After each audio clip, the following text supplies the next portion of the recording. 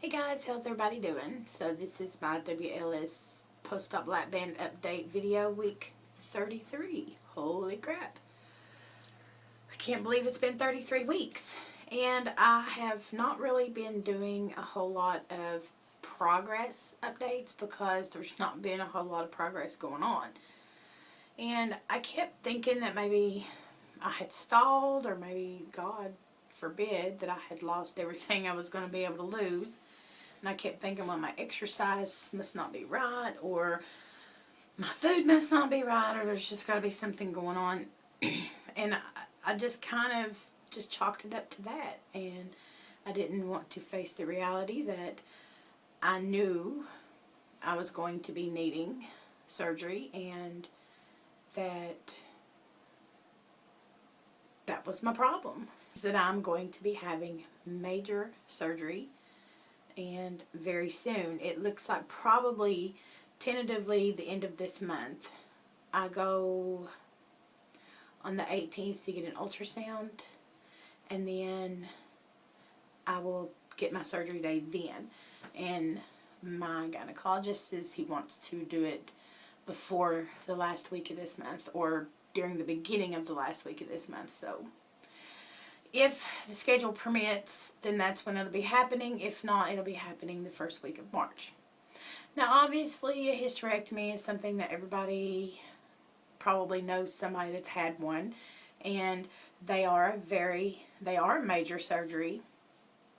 No matter how they do it, whether they do it laparoscopic, whether they do it open, whether they do it robotic, you know, it's a big surgery, and it's a big change for your body. And there is a lot of complications that could arise during surgery. There's complications that can arise post-op. And I wanted to try to avoid getting it done. But, you know, look, the guys may not want to hear this, but let's just face it, girls. Having a period every month is bad. Nobody likes having a period. But my issue is that I'm having a period for a month at a time. Or I'm having 2 periods a month, and they're lasting for 8 or 9 days at a time. And actually, this period that I'm having now, I've been having for 29 days.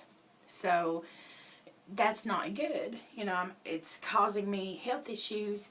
You know, and I just got better. You know, my Lapband just fixed all my health problems, and then this comes along.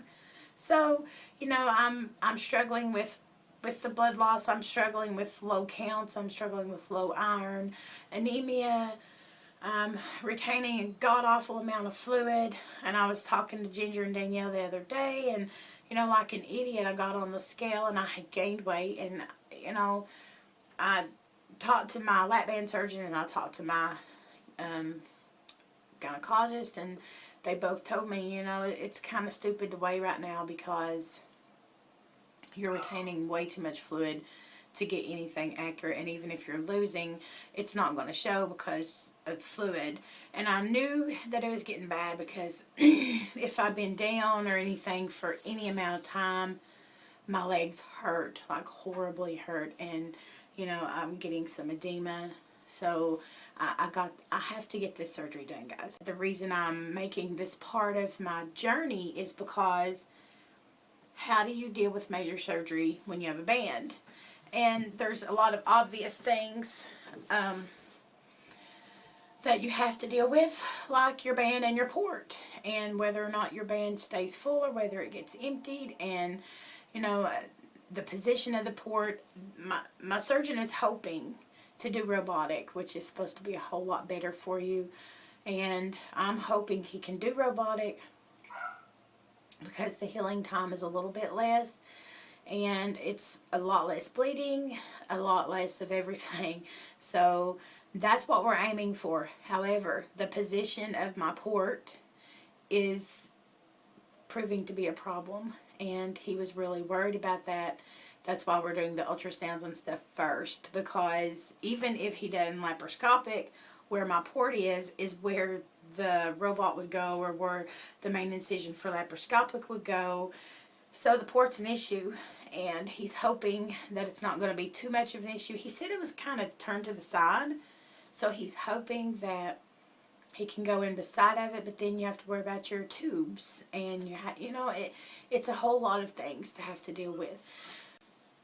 As far as my band goes, both my surgeons, my lap band surgeon and my gynecologist, are telling me that the band needs to be emptied. So that is going to be another thing that I'm going to have to deal with is, they're telling me there's no way that you can heal properly living on lap band portions. No way.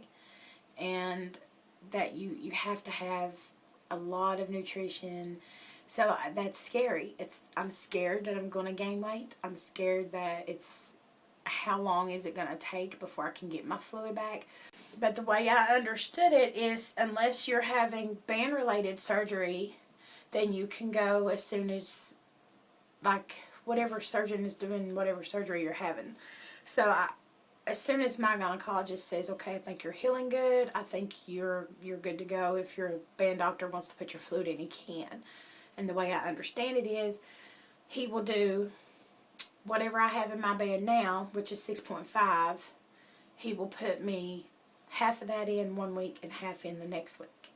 That's what I'm hoping. But he says it's at least going to be 2 weeks before he will do anything. So I'm looking at, I'm looking at a good month before I'm going to be even back to where I'm at now. And that's scary to me. I really don't know how to feel about that.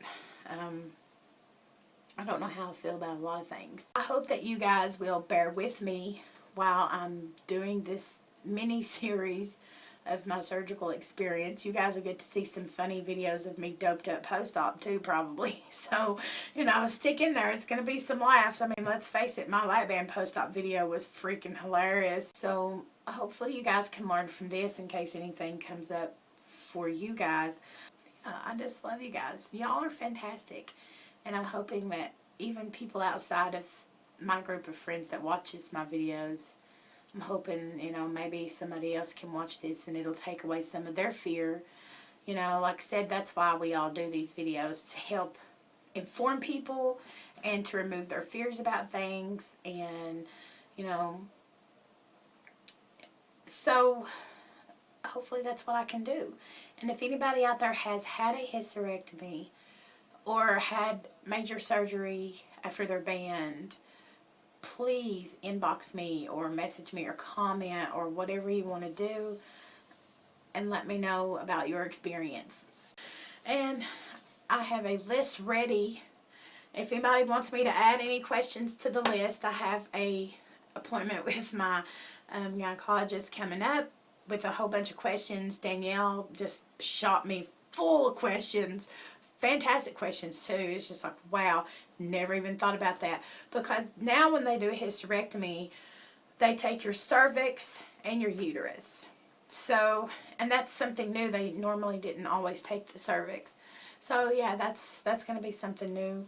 And so Danielle had some pretty interesting questions about that. Ginger had some. And so yeah, anything you guys want to know, I'm here to share my life with y'all. And this is part of my life, and I'll still be doing my regular band updates, but for the next few weeks this will be part of what I'm doing, so I hope you guys don't mind. If you pray for me for sure. I don't want to have this surgery, but I want it really bad because I'm so sick of Aunt Flo being here. I'm sick of her. I did try an ablation. I did try other forms of treatment, and they just don't work. So this has been an ongoing problem for me. Please don't misunderstand that. Especially if you're pre-band or new band. This is not anything to do with my lap band. My lap band didn't cause this. I've had this problem since I was 11. My cycle started when I was 11, and it's just been messed up from day one. So, don't misunderstand. This is not a band issue, and I want to make sure people know that. This has nothing to do with how good my surgeon was, has nothing to do with my band or what brand it is or anything. My weight loss did trigger my periods. Yes, that is true, because I was such a fat cow that I didn't have periods anymore. So yeah, my weight loss did contribute to the periods coming back. But whether I was skinny from the band, or which I'm not skinny now, but whether I got skinny from the band or from regular dieting or whatever, you know, they would have came back anyways. But I just don't want anybody to get the wrong idea, because this is not the band's fault. The band didn't do this to me. Nature did it, and we're just going to go fix it. So, I hope this video made a little bit of sense to some of you guys. I really want to just share. You know, I want to share.